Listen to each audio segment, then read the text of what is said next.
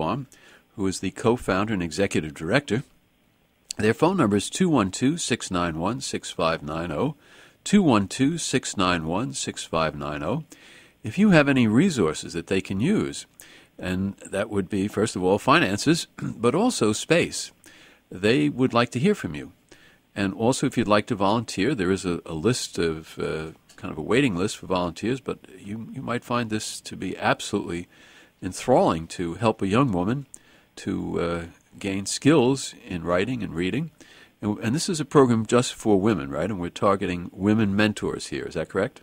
That is correct, yes. Okay. So go to their website. You'll find out more about them. It's called Girls Write, W-R-I-T-E, now.org.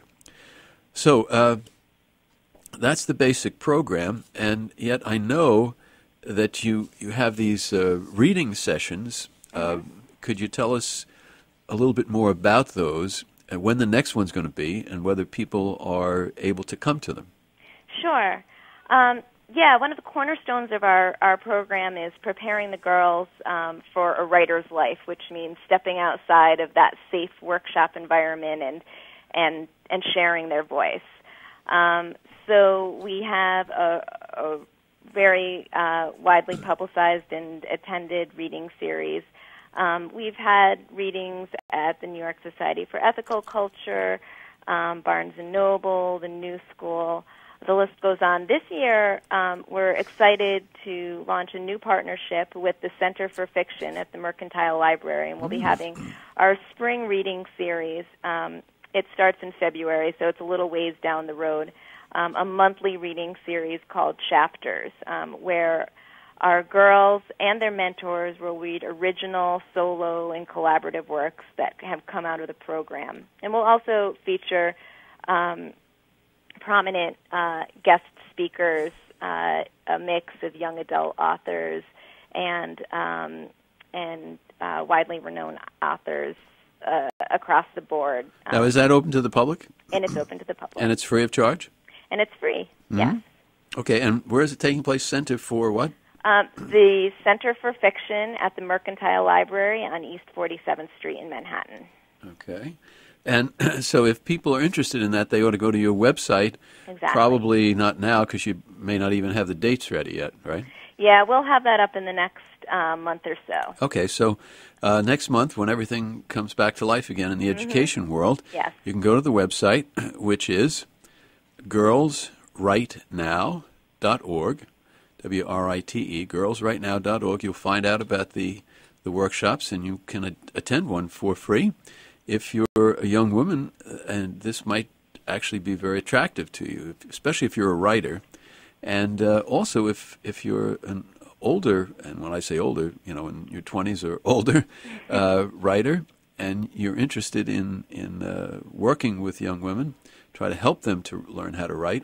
And when we say learn how to write, we're not just talking about the basics, right? We're talking about going beyond that to actually becoming a writer.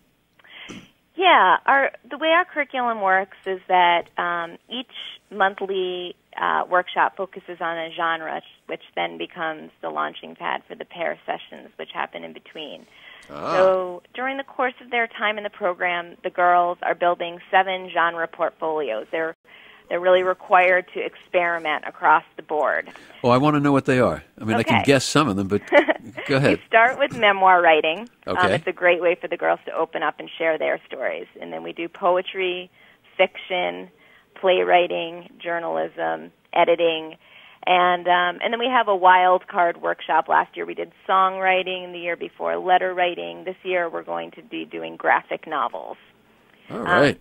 So all those areas that we lead workshops in are also the areas that our mentors are experts in. I see. Yeah. Now, suppose somebody is a mentor with a young woman, and they've done a very successful job, and you really like them. Mm-hmm. Do you keep them again next year, or do you need to move them aside for somebody else to get in? Yeah, we definitely keep them. The way it works is that each mentor and each girl actually goes through a pretty rigorous application process to get here in the first place. Right. For the girls, we're really focusing on trying to identify their commitment to grow as writers, regardless of their skill level coming in. And with mentors, we're looking for professional writers, but really those who are committed to giving back, passing on their craft. So they're asked to make a minimum 1-year commitment. It's an intensive one. If they've completed all the program requirements for the year, they submit a simple application, and then we hope to have them back. We have mentors who have been with us for 7-8 years. Wow. And we have girls who stay with us for the duration of their high school careers. How many who start actually finish? Well, I'll say that we have about 50% to 60% that continue from the first year to the second year, right. And then it goes down from there. But we have a good handful that have continued for 3 to 4 years, and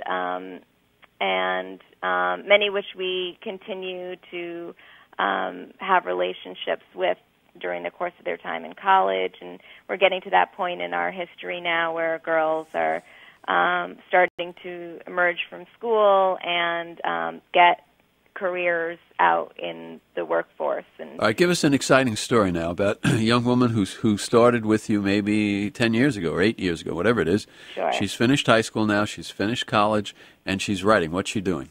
Okay. Well, there's a young woman named Stephanie Nolasco who was 16 years old when she started with the program. And her mother was on public assistance and couldn't afford to take her to visit colleges. And she was applying to a whole range, including Sarah Lawrence and the New School. So her mentor actually ended up bringing her to the interview. And she's now 23. And at a time when half the city's high school students fail to graduate on time, and